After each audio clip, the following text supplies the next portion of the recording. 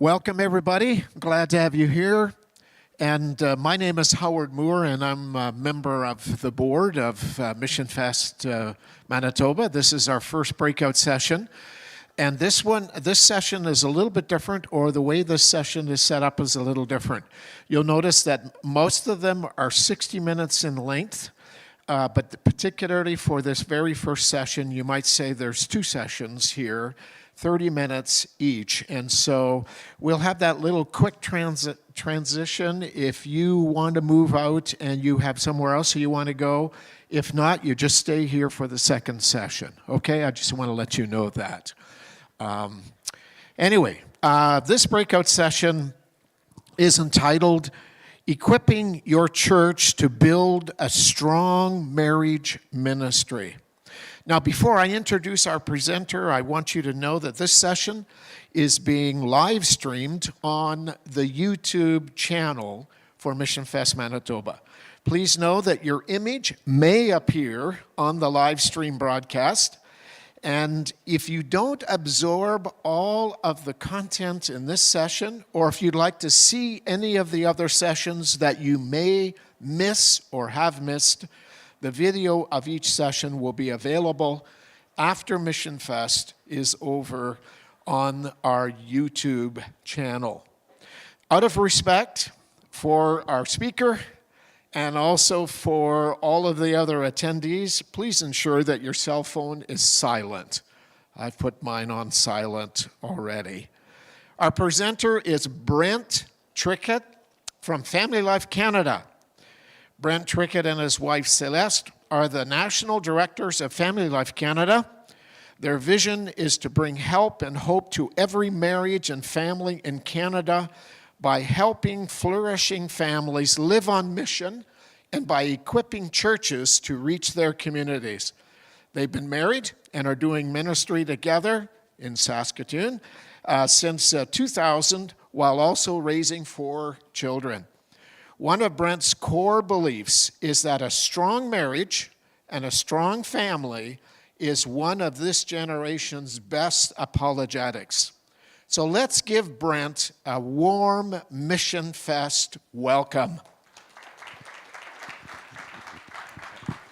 Thank you so much, Howard. It's so good to be here. I love Missions Fest and what the team and Howard's on the board and what they're doing here, doing great work. And so thanks for the introduction. My wife and I lead this team of Family Life Canada, and we have staff across the country, and this is our passion, to bring help and hope to every marriage and family in Canada. And this is going to be a really quick overview. It's 20 minutes, and we're going to have some time for questions, but we also have a table here, and we have a few of our staff members here. Kathy, who's at the back door there, she'll wave. She's our local Winnipeg staff, and she can always help you if you're here. For those that are watching online, we have coaches across the country that want to help you. But we're going to be talking about how healthy marriages benefit the church. We're going to talk about what a marriage ministry could look like, and then we're going to have some time for questions at the end. So just a little bit of time, but we're at the table there. So you heard our mission statement there. We exist to bring help and hope to every home in Canada by helping families flourish and live on mission, by strengthening churches and equipping churches to help them reach their community and strengthen marriages in their community. So thinking about this, I think about 1 Peter 3:15. What would it look like if our families, if the regular couples in our churches were revering Christ as Lord in their hearts? They're always being prepared to give an answer to everyone for the hope that is within them, and that they would do this with gentleness and respect. And that's what we want to see, families that are flourishing and living on mission. That's what it looks like. See, because godly, and then it benefits the church, because godly marriages, and they actually help build healthy churches. And we're going to talk a little about this. And we can't do this alone for Family Life, and that's why we believe we can do events and we can do things like this, but the local church is in the community, on the corner, helping marriages all the time. So how does a healthy marriage benefit the church?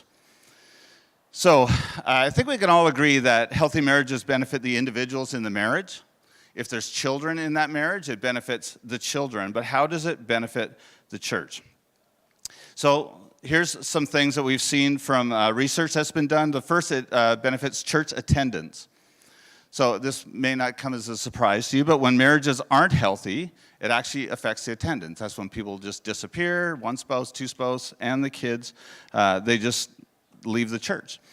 There's a study that was done that millennials from intact homes are 78% more likely to attend church than peers from unmarried homes. So that's huge. So there's just something about being married and being in a family that lends to church attendance. Healthy marriages benefit church engagement. And so you'll probably notice in your churches a lot of the people who are healthy volunteers, a lot of them come from strong families. And but when marriages are in trouble, what happens is the attention of that couple turns in towards their pain, and they actually have no energy or no emotional capacity to serve others. And so they stop investing and engaging in what we're doing in our churches. Healthy marriages also benefit passing on faith. So another study that was done in the American Journal of Sociology, let me just read it here. It says, young adults raised in happily married families engaged in their faith more than young adults raised in step families and divorced families. So they also found that children from intact families are less likely to see faith decline in importance in their lives as they get older. So they see faith as something that's ingrained in their home and something that's important going on, rather than just something that you can choose to drop. And then our Christian witness. Healthy marriages enhance our Christian witness.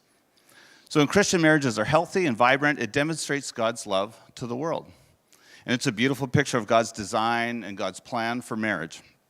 And so in Matthew 22, 37, 38, Jesus says this about the great commandment. Love the Lord your God with all your heart, with all your soul, and with all your mind. This is the first and greatest commandment. And the second is like it, love your neighbor as yourself. As you heard in the introduction, one of the things I firmly believe, and one of the reasons that we switched from campus ministry into marriage ministry, is that a strong marriage and a strong family is one of the greatest apologetics of this generation. It shouldn't be weird that we like each other and that we love our kids and that we like spending time together. And so because of that, healthy marriage benefit the potential for outreach. See, the desire for a healthy marriage and family runs through all generations, all economic strata. Doesn't matter where people are from, which cultures, people want better relationships and they want better marriages. And so they may not be aware of their spiritual need, but they do know that there's something missing and they want something. So as we've learned that we offer help and hope to these couples in their marriages, they start asking, how does your marriage work? How do you make it work? And this gives us like a wide open door to share the gospel with our neighbors and with people in our community. So that's a really brief overview of what we go through in our workshop, our 3-hour workshop. But churches have this huge stake in building strong marriages. But there's this huge gap in this country when it comes from recognizing the benefits to what a strong marriage ministry can do and actually doing that in our churches. I'm going to show you some stats here. And this is research that's done by an organization called Communio. And we'll see that 72% of churches don't have a substantive marriage ministry.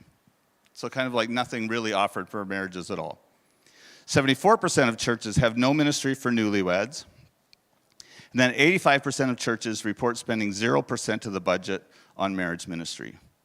So this is the gap we see. This is important, but yet we don't know what to do or something's not happening. So I'm just going to we're going to take 3 minutes and I'm going to have some questions on here. I'm going to have you talk to somebody around you and just talk about these 3 questions. What was surprising about those stats? Do they reflect your church? And what might be some reasons for this gap? And so just in 3 quick minutes, talk about that. I'll get Steve to put the stats back up there and just see what you think.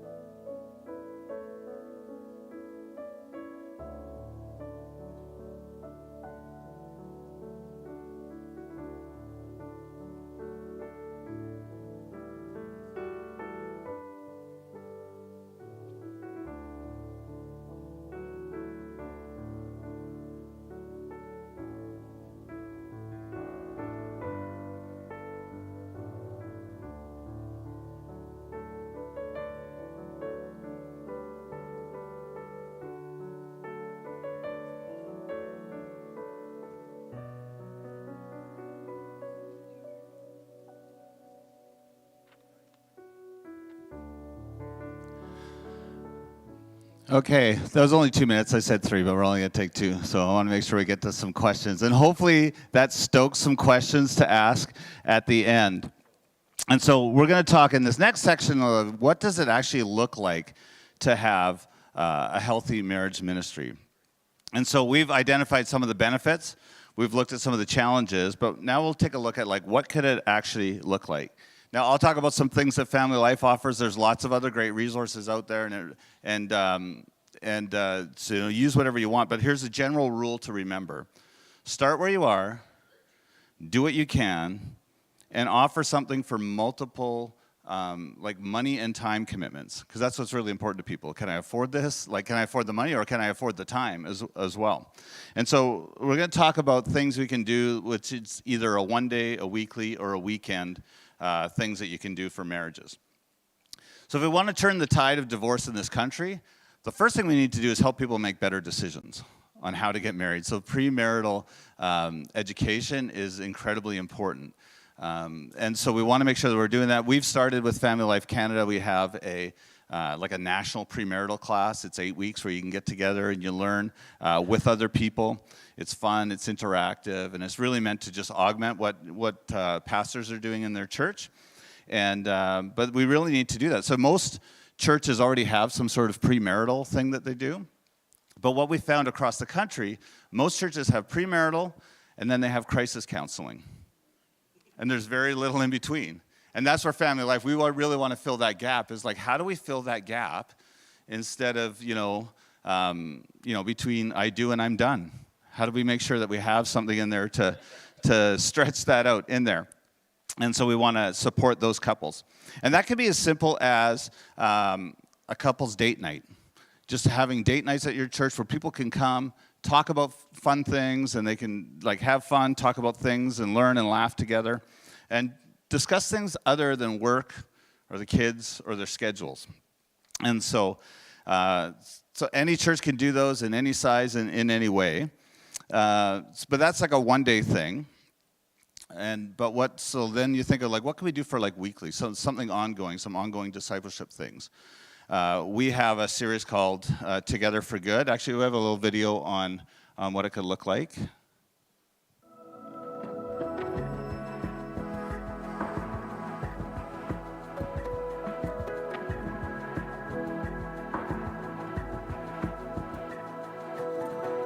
It's no secret.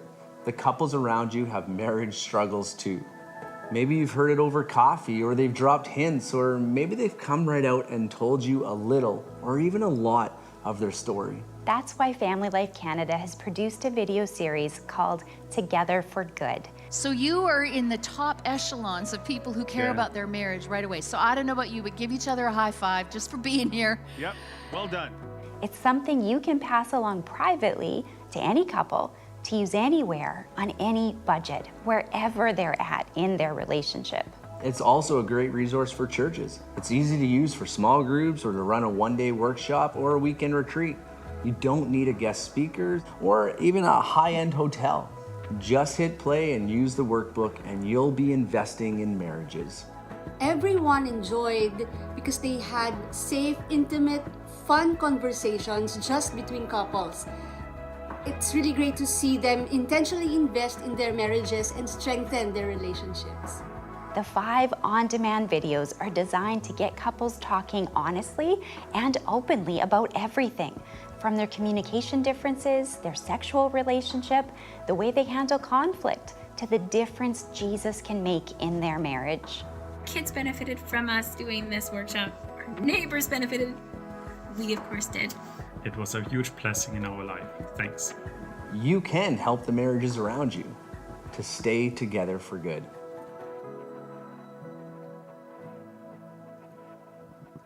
And we've seen that done in homes across the country. It was actually, if anybody, Church of the Rock people, you'll see we filmed it right here at Church of the Rock. And so we did a conference here and filmed it here. But that's something you can do in a home. You can do it at your church. You can do it for Sunday school. You can do it in all things. But just a weekly check-in for people in learning. And then Then there's the full-blown weekend events that you can do. And so that could be done by yourself in your church or at a camp or something like that, Together for Good. But we hold weekend getaways across the country. We actually have one coming up here May 2 to 4 at the Fort Garry Hotel. You can find out about that at the hotel.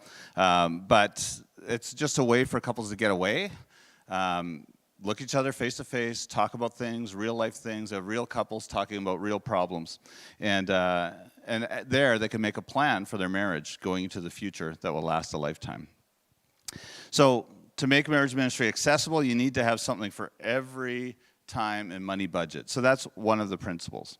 Now, there's one thing that we've been pretty passionate about the last 10 years or so. It doesn't matter what you do, what size of church you are, what you have. One of the things that we're pretty passionate about is our marriage mentoring initiative. So one of the things we do is help churches to identify more seasoned couples to mentor younger couples.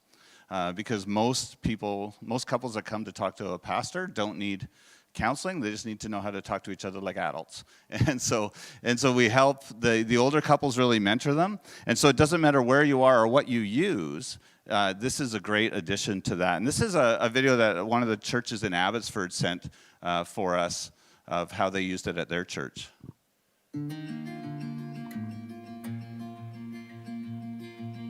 Well, I guess for me, I felt like we were drifting apart, Mark and I. The conflict was driving us into isolation and not into oneness. Bringing all this stuff up in a safe environment was very helpful. So we met once a month for just about a year or so. Every subject we go over, there was a little bit of homework, so you have a month to do that homework, especially ones praying before we go to sleep. Checking every time we come home, from work, we do a 5-minute check-in, and just putting those into use really made a huge difference in our marriage.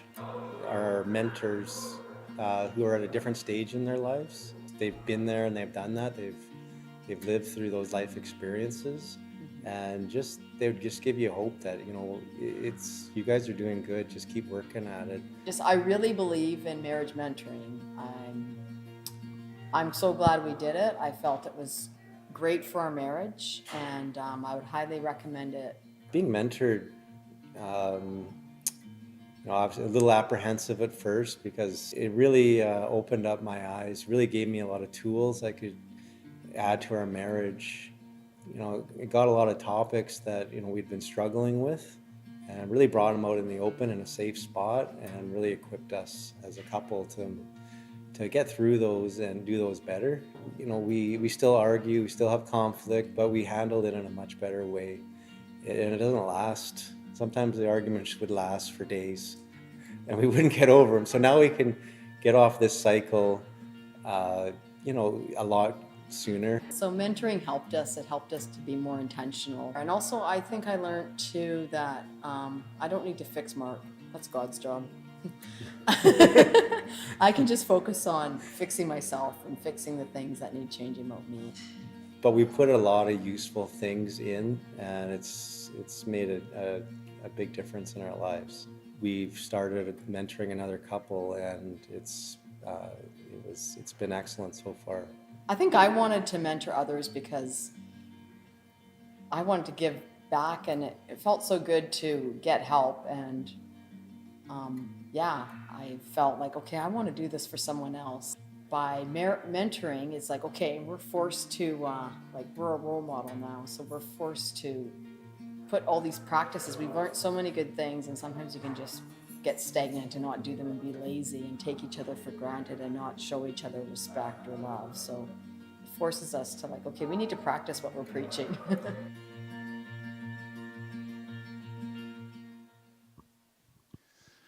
I love that, not just because they got help, but then they were trained to help others. It's 2 Timothy 2:2 in action, right? The things you've heard from me in the presence of many witnesses, these entrust to other people who can pass it on and teach others. And so what's next?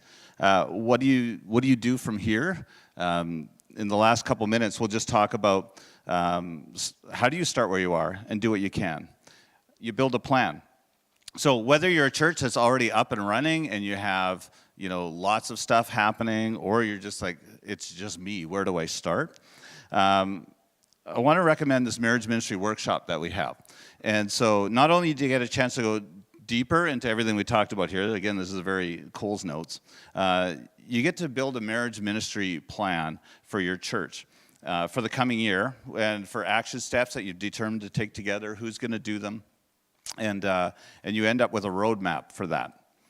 And it'll look like this, just like that. And so we walk you through a 3-hour seminar on how to do that, a workshop. And you'll build a plan with your members for your church that's your own church's unique needs. Because there's no one formula for fixing every church. And it can seem overwhelming, and it can seem daunting, and even a little scary, but it doesn't have to be. Our staff across the country, like our job is to coach churches and coach individuals to have effective ministry, so you're not alone. And so we're inviting you to start where you are, do what you can. There's actually a slide here with a QR code, and I think that's the right one. Is there another one at the end? I think that should be the right QR code. And it'll take you to just some information. We have one coming up online.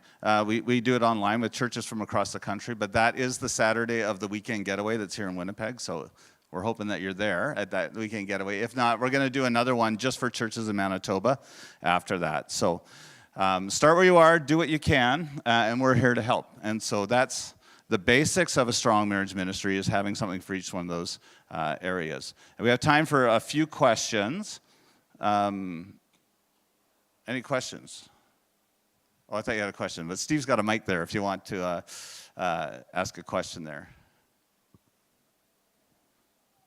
Oh, one over here. Yeah, there's one right there coming. Yeah, I know it was a fast and furious session, but... So how do you encourage couples to become mentors, right? Because a number of couples will say, well, I don't know what to, like, what would be kind of a good starting place to encourage, it's a great especially question, older couples, to become mentors? Because when we do the marriage mentor training, churches either have two questions: where do you find mentors, or where do you find mentees? And so finding mentors, one thing, like when I preached at our church, and I actually had people say, who would you like to mentor you?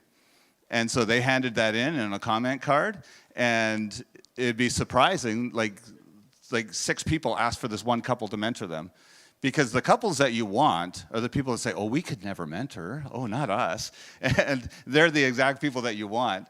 And so, and the ones that you have to convince. There's people that want to mentor because they want to fix the kids, and they're typically not the best mentors. They're not really there for mentoring. They're just there to say whatever they want to say. And so that's one way to do that. And I usually tell ministry leaders or pastors, I say, who are the marriages that you want to replicate in your church? And go and ask them. And typically those people would be honored to mentor people. Now, to find people who want to be mentored, one of the things that we found out, the trick is if you have a children's pastor, ask them. Because when we ask the senior pastor and senior leadership, they know their kids and their kids' friends, and it kind of stops there. At our church, we asked the children's pastor, and she gave us a list of 30 couples, like off the top of her head. She knows all the younger couples, and so there's lots of things, and that's what Family Life Canada, our staff, that we're able to do to, we get to talk to lots of churches across the country, and we get to see what's working in different places, so thanks. Oh, we got one up here. Hi there. How do you coach your people to discern when there's normal marriage conflict or when there's something much more deeper, like domestic abuse or addiction going on that requires a different tool set? That's a great question. In the marriage mentor training, so the marriage mentor training, if you wanted to do it, you could even just do it yourself in the church. It's a 3-hour training to get them started. That's not all they need, but a lot of the training is, the general rule, if there's abuse, addiction, or adultery, you actually need third-party help. It doesn't just take talking more with them or praying more with them. We should pray more with them, but mentors are mentors. They're not counselors. And I think when that line gets blurred, and so a lot of the training is like, and we actually added into the manual, how do you know when like what are the signs of abuse? What are the signs of this? Because, yeah, adultery, addiction, abuse, that's when you know that you probably need some third-party help and to do that. Great question. Thanks. Oh, over here, Steve. Kind of 2 points of that. How do you deal with it when a lot of the couples you're dealing with are in those kind of situations and we don't have easy access to third-party help? And then also, what about a lot of the common law partnership type stuff? Okay. Are you talking about Indigenous ministry? Yeah. Okay. So one of the things we actually have, I think now 12 First Nations couples that are on our speaker team. And one of the things that when they came to our conference, and we say, if there's addiction, adultery, or abuse, then you need third-party help. And they said, well, there is not that amount of help. So we've actually started an Indigenous couples getaway. You'll see the table out there. We partner with a few other ministries, and yeah, it's hard work. And and even like cohabitation, we've been doing a lot of stuff like that, and just like in our generation, people see that as like the best step is to just live together, even though we have 35, 40 years of research that says it's not the best step. But no one's teaching them God's design for marriage either, and so we just do that. And so, yeah, so we've partnered with a couple different First Nations ministries to make that happen, and because you really have to cater what you're teaching to different demographics. So I think do we have to get out of here? Do we have time for one more?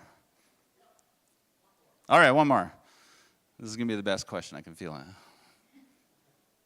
The other ones were great, though, just so you know.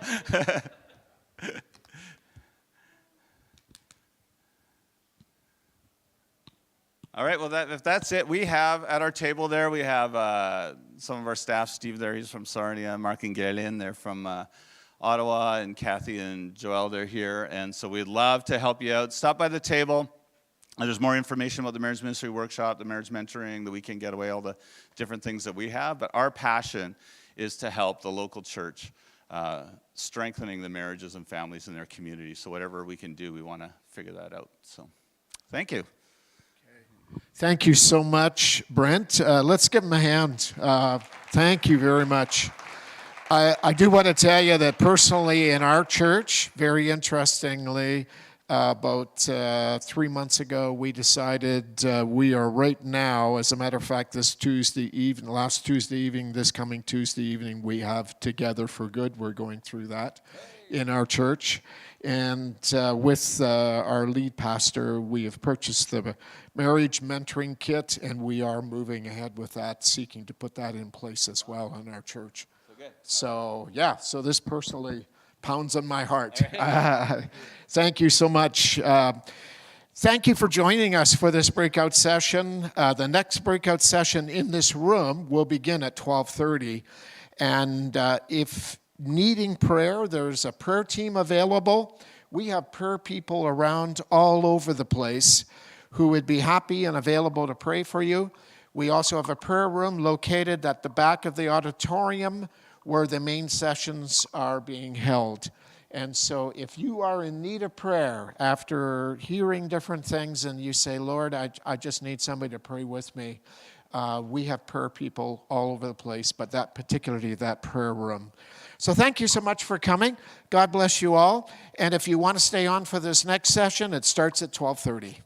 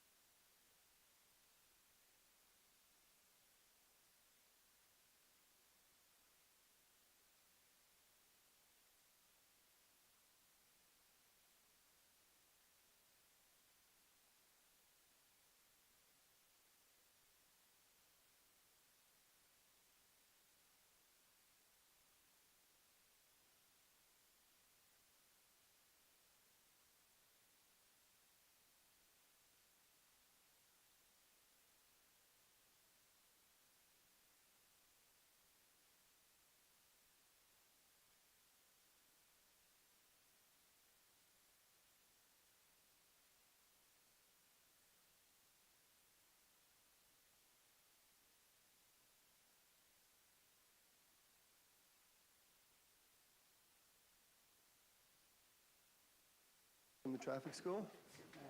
What we're going to do today is we're going to look at some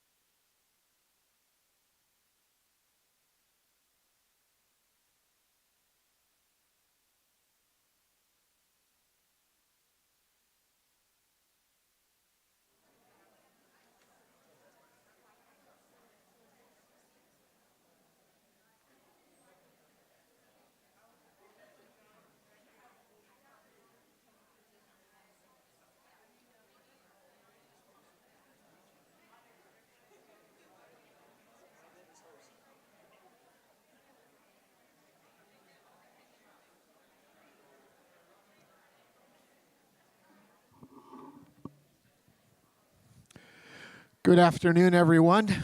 Just turned afternoon a few minutes ago, so I can say that. Anyway, we're delighted to have you here. I encourage you to find a seat. There's more seats, I think, towards the front here, and you're always closer, and it's easier to hear when you come up close here. So let's, anyway, just delighted to have you here. This is kind of, it's a presentation that's 30 minutes. You'll notice that we have a few of those in our breakout groups, breakout sessions that we have, and so this one comes right off the tail of the end of another one that finished just a few minutes ago. So anyway, welcome you to come in. Please find a seat and settle in for a very interesting session that we have. My name is Howard Moore, and I am a board member of Mission Fest Manitoba, and delighted that you are here. I will be the host for this session, which means nothing more than introducing our special speaker, and then I'll sit down and I'll come up right at the very end. The breakout session today here is called Human Trafficking in Our Christian Community. Before I introduce our presenter, I want to let you know that this session is being live streamed on our YouTube channel. Please know that your image may appear on the live stream broadcast. If you don't absorb all of the content in this session, or if you'd like to see any of the other sessions that you are not able to attend, the video of each session will be available after Mission Fest is over on our YouTube channel. Now, out of respect for our speaker and also our other attendees here, please ensure that your cell phone is on silent. Thank you. Our presenter today is Joy Smith of the Joy Smith Foundation.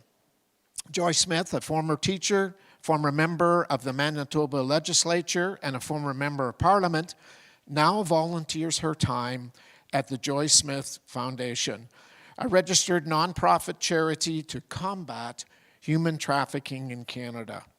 In Parliament, she made Canadian history by passing two private members' bills, Bill C-268 and Bill C-310, to bring perpetrators to justice in Canada.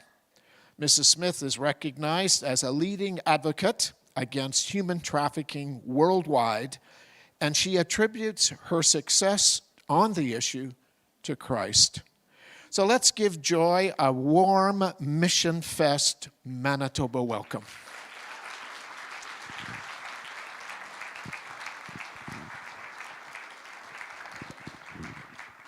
Thank you so much, and thank you for attending today, because today you will hear about a lot of miracles.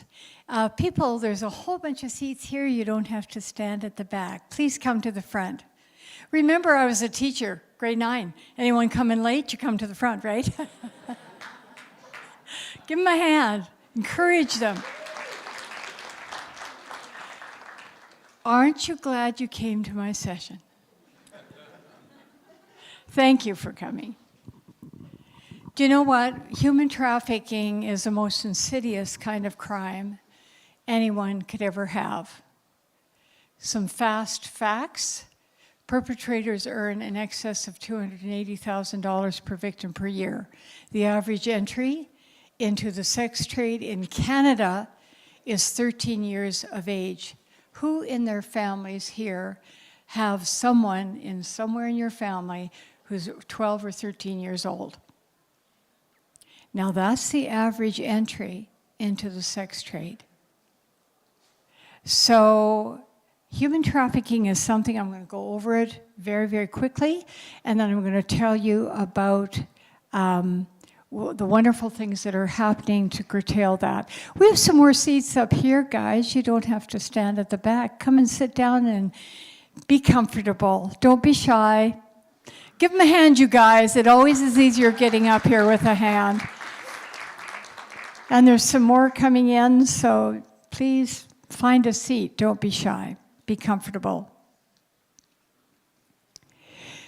You know, the Bible says, speak up for those who cannot speak for themselves, for the rights of all who are destitute.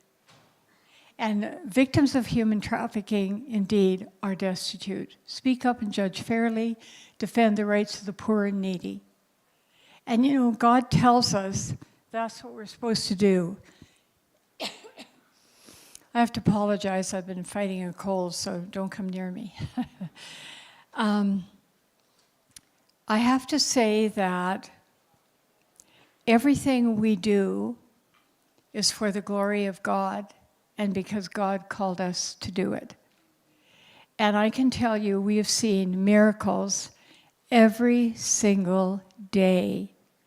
It's incredible how God can heal. It is incredible how God rescues.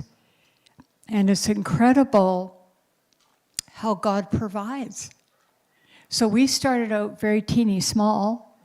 I passed a couple of bills and that combated human trafficking. And I thought that was the end of it because I wanted to come home. And I was getting of the age now. My husband was sick and I wanted to take care of him and just have a breathe out, but that didn't happen. I no sooner got home, but the survivors contacted me and said, you can't stop because our voice will go away. So I started the Joy Smith Foundation, and I just had a bunch of people that insisted I call it the Joy Smith Foundation because I didn't want to call it that. But I did, and they said, well, they'll recognize what you're doing because of the bills, and they did. So now today, we work close to 8,000 files, and we're all across Canada. And that's to the glory of God. Praise God. And I have to tell you, of those 8,000 files, I would say a good 3/4 of them have come to know the Lord Jesus Christ as their personal Savior. And that's where you really get healed. So I'm going to take you quickly through some slides, and I'm going to tell you some exciting news. Things that are happening right now because God is omnipotent and He provides. You know, you're all sitting there thinking, isn't this horrible, this human trafficking? Who's thinking that? And you would be right. You know why? Because you're wonderful, tender-hearted people. The perpetrators don't think that. They think they just want to make a lot of money because they make on average of $280,000. And in the city of Winnipeg, I want to recognize Dignity House, who also takes care of human traffic victims. And they're our partners, and they're sitting right over there. But you know, we've gone from coast to coast to coast right now, and it takes a nation to stop human trafficking. So let's talk a little bit about it first for those of you that are not familiar with human trafficking, and then we're going to tell you the exciting news of what's going on in our country and in our province. That's my family. Janet runs the show now. She's the one beside me on the right-hand side. Alexandra has just come back from maternity leave, and she deals with the survivors, and so does Kate. And Kate and one of our beautiful victims of human trafficking that we employ, Nicole Hunter, they do Lumen Bloom, which is a fantastic podcast. You should watch it. It's got so many people watching it now and so many different topics. So we don't want to go through that. The two laws, you know, are very important because you need to know. Bill 268, mandatory minimums for traffickers of children 18 years and under, and Bill C-310, which reaches the long arm of the Canadian law into other countries, where we can bring back permanent residents or Canadian citizens back to Canada for trial if they traffic or exploit people sexually. So that's in a nutshell what started this whole thing. And that was the call of God on our lives. So every day we sit here and every day we think to ourselves, I just asked you, do you think human trafficking is horrible? And you all raised your hands. Hey guys, there's 3 seats up here, come on up. Give them a hand. Oh, there's some more. There's some more seats up here. Come right up. Make yourself comfortable. Encourage them to come up. Would you, Lainey?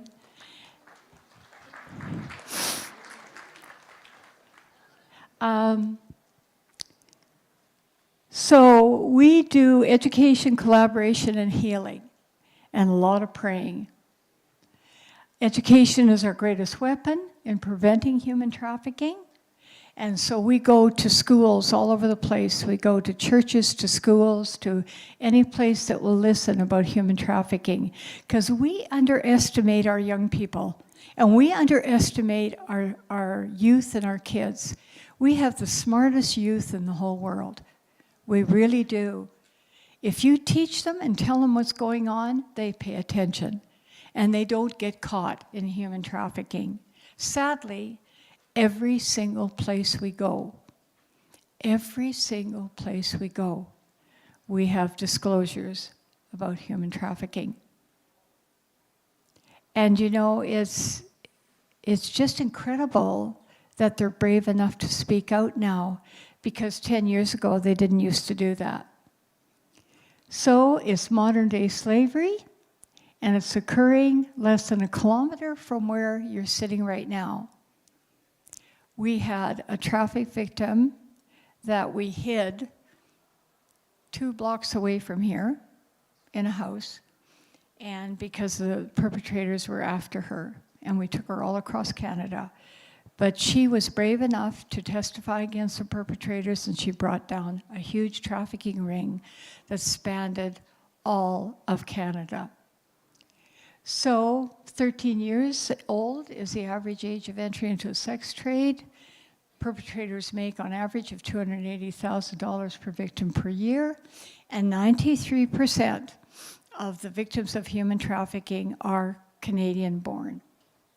Everyone thinks they come from someplace else. Now, during the time when a lot of Ukrainians and foreigners from foreign countries were escaping to get refuge in Canada, we found that a lot of those new people to Canada had a problem because the traffickers would meet them and get a hold of them before the authorities could protect them.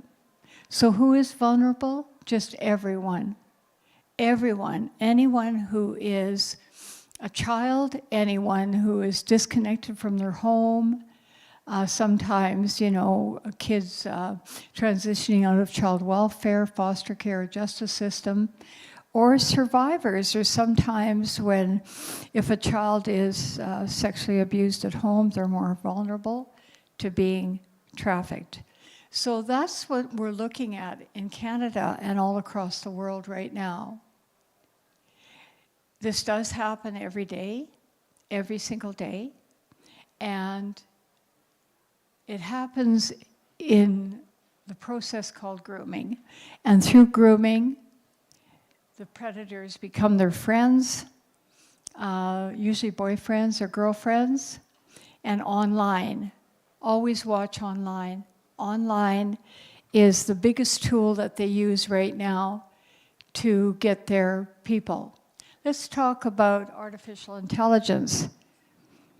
I want to show you a little, that's my daughter in the center, but artificial intelligence can change her face so she looks like a young girl, or she looks like even a boy, because it's artificial intelligence, and they have the ability to do that very, very easily. And so you'll have a 13-year-old girl talking to who she thinks is a real cute guy. Maybe he's 14 or 15 or 16 or whatever, and she doesn't know that she's talking to a 30-year-old man, because he sends her a picture, and he usually looks pretty good, and he goes along with everything that she's interested in. He pretends he's interested in that too. So that's how they get them. Sextortion, we see a trend here in Canada that's happened this last 4 years more than ever before in Canadian history, and that's sextortion. And it's with boys, they do go into that. They seem to be able to be gripped by that, and they'll send an inappropriate picture to somebody they don't really know, and then they get blackmailed. And their lives are just a horrible situation, and in most cases, the parents don't know anything about it, neither do their friends.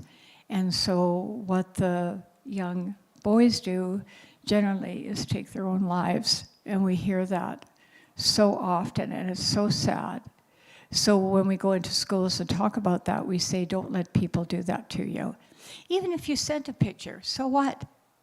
You know? And we tell the kids in school, hey, don't send intimate pictures, because guess what? It's against the criminal code, and it doesn't matter how old you are. You would have a criminal record if you're caught doing it. So, for instance, to the boy in a school who broke up with his girlfriend, or rather she broke up with him, he was pretty mad about it. And she had inadvertently sent a very revealing picture to him when they were dating. And so he was so mad at her, he showed all the kids in the school. And she had to leave the school. She was so taunted, and she was so embarrassed. And a little later on, when he graduated high school and he wanted to get into a university, there was a police report on him, and so he had a criminal record, and he couldn't get into the university he wanted to get into because he was very smart, AA student, and he wanted to get into this high-end university through a scholarship that he got because he was very smart, and they wouldn't let him in because of the criminal record. So we tell the kids in school, don't be so free to send these pictures through the internet, because people think you can get them back very easily. Well, you can't. Sometimes you can retrieve them, sometimes you can't, and you need professionals to do it for you. So it's not worth ruining your whole life to send a little picture to somebody, is it? So that's what we tell the kids all the time, be careful. Blame and shame. Anyone who gets involved with a trafficker always feels so ashamed if they do something inappropriate. We always tell the young people, don't do that. Don't feel ashamed. That's no good. It's not your fault. It's someone who lures you into it. Believe you me, the traffickers can be so skilled that they convince their victims that it's all their fault, which is nonsense. They're innocent victims of a horrible crime. And more people are finding that out now. I want you to watch this. Can we turn on the video for this? These are the trafficking signs.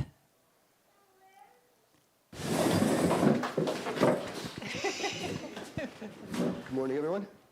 Welcome to traffic school. What we're going to do today is we're going to look at some freeway driving, how to get onto a freeway, how to get off.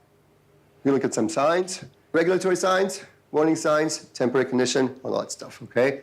Signs are very, very important.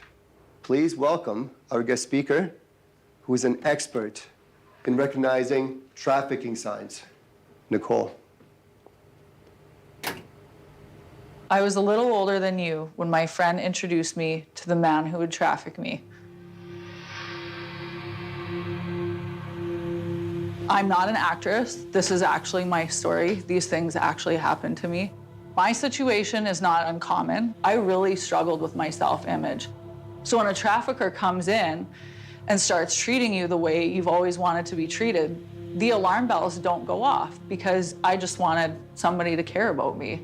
My trafficker was quite a bit older than me, and by the time I had been with my trafficker for like 3 or 4 months, I was dressing and talking and acting like a completely different person. I was completely isolated from everybody else in my life. And they will use fear to control you. And fear is a very powerful tool. Where someone is beating you, abusing you, turning you out, selling you for money, you are so far in that you really don't understand what's going on. You're like, I'm probably never gonna get out of this. I wanted to die every single day. I tried to kill myself. I did not want to be there. Something finally clicked in my brain where I was like, I have to get out. And I tell my story because it's far, far easier to prevent somebody from being trafficked than to help them recover. Knowing the signs is so important. We need to identify the signs of trafficking before it's too late.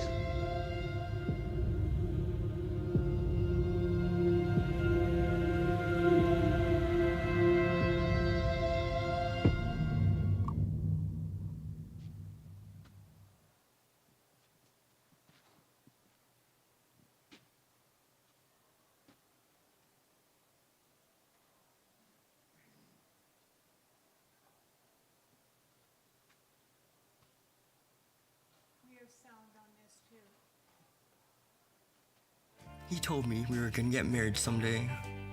I started dressing the way he liked. He bought me a second phone. My grades started to drop. He invited me to bars and clubs. To hotels and Can we motels. start that at the beginning? Because these are the trafficking signs that everybody should know about. Okay, thank you. It was the first time I really felt special. We met online. He was older. It was the first time I really felt special. We met online. He was older and gave me a gold necklace with my name on it. It felt so wonderful. He told me we were gonna get married someday. I started dressing the way he liked. He bought me a second phone. My grades started to drop. He invited me to bars and clubs. To hotels and motels. I was coming home with cuts and bruises. He forced me on dates with other men. He showed me a lifeless body. I knew I'd be next if I tried to leave. I was just a kid. I couldn't see what was happening to me.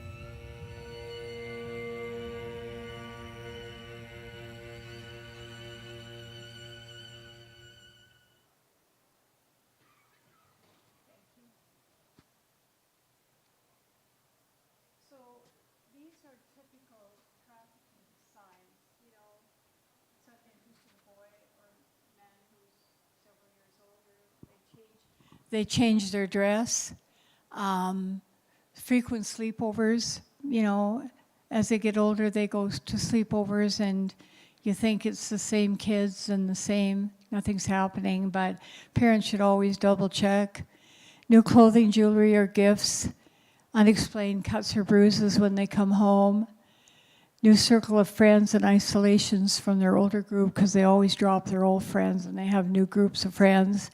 And change in attitude towards school and all the people around them. Grades are dropping. Using 2 cell phones, that's a real red flag.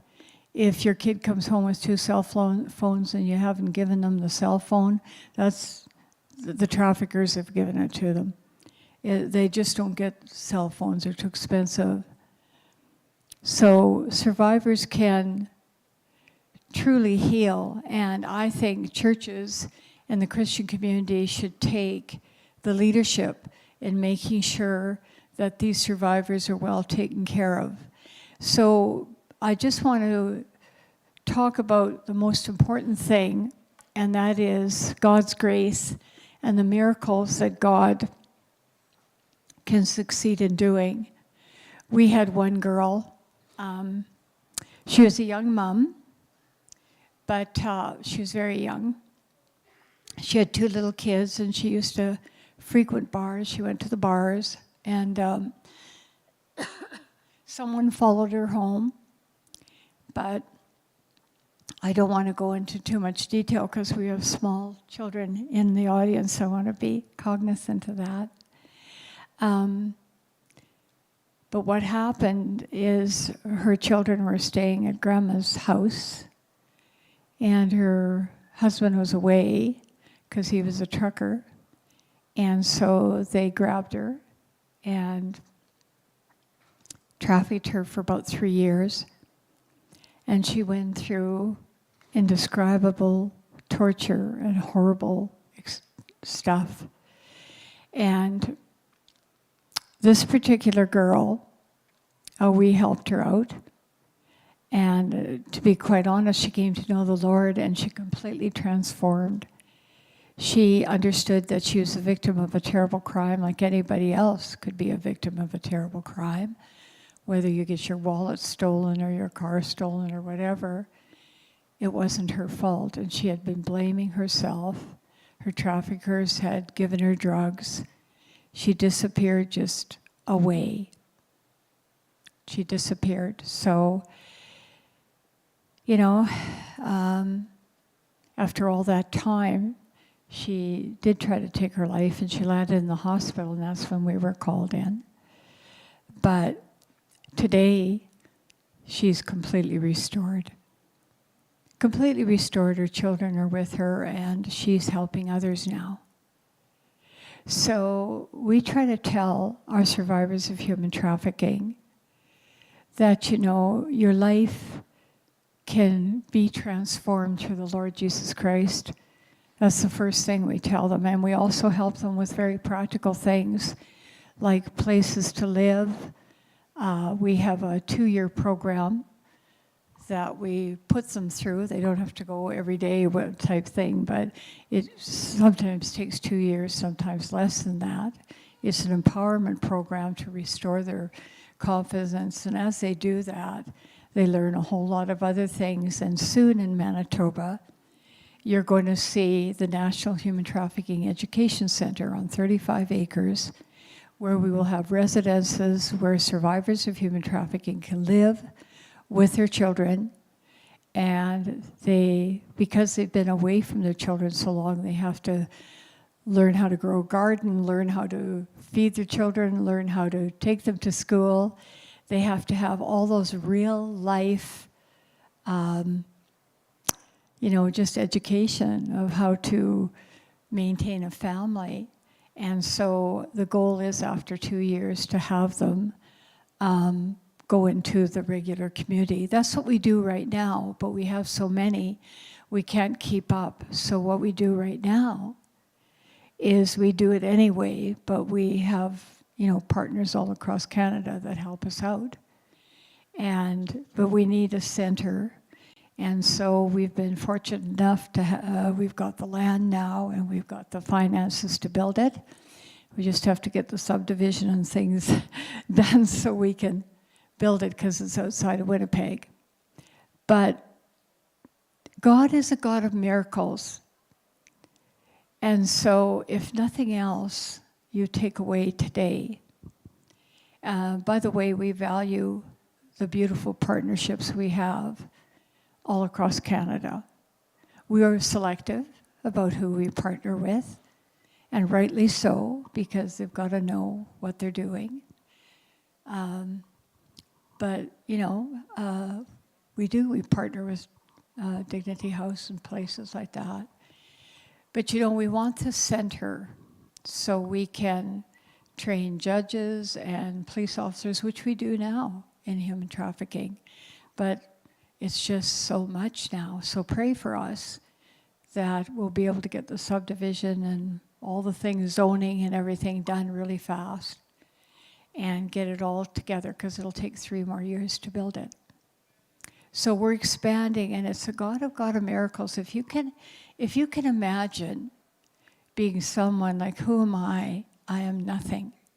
I was a teacher, a mother of 6 children, and all it was the call of God on my heart. And it's still there. I guess it'll be there till the day I die. But when I see the beautiful people in this room, beautiful Christian people who really care, the power of prayer is incredible. And don't pray without faith. You pray. We have a God of miracles. We have a God who owns this universe. He can do anything. So he took someone like me and took me out of my profession. I got a master's degree in mathematics and science because I wanted to be a principal of a school, and I got a couple of other degrees too. So I was set on my path, right? It took a lot for me to deviate from that path because I was doing pretty well in my profession. And you know, if you think you can't do things, you can do anything you want to do. If it's the call of God on your heart, we have a God of miracles. And just have faith. Pray and have faith and work hard at what you're doing. I mean, you can't just sit there in a little room and pray and say, hey, I want this, magically it appears. No, God gave us a brain, intelligence. He gave us all the tools to work with to succeed in the call He put on our hearts. And I want to tell you that you're important. It doesn't matter what you've been through. It doesn't matter what's happened in your life. You're important. I met a lovely lady today who takes care of women who are abused. What a beautiful thing. I'm encouraging her to start her own NGO. We need a Canadian NGO. Give her a hand. Don't you think we need a Canadian NGO? Yeah. So that takes care of exploited women. So, you know, we love our partners we work with. We appreciate them so much. We honor them. But the basis of everything we do is prayer. Because I can get to a point, and I know one day I said to my daughter, I can't hear another story. I can't do this. And what she said was, yes, you can, Mom. Thanks. But you know what? After many years, you know, you think, when Christ died on the cross and what He endured and how unjust, He didn't deserve any of that. The little things that we face every day are nothing. So whether we have a sickness or whether we have whatever we have, we can overcome. You know, I'm 78 years old and I don't feel like it, but I'm 78 years old. I don't hide my wrinkles or my age because I want to tell you that until you go to be with the Lord, you got work to do, folks. So go to our website, joysmithfoundation.com, and thank you for being such kind, loving, caring people. Take care of your children. Find out about human trafficking. Don't be afraid of it. Don't run away. God bless you.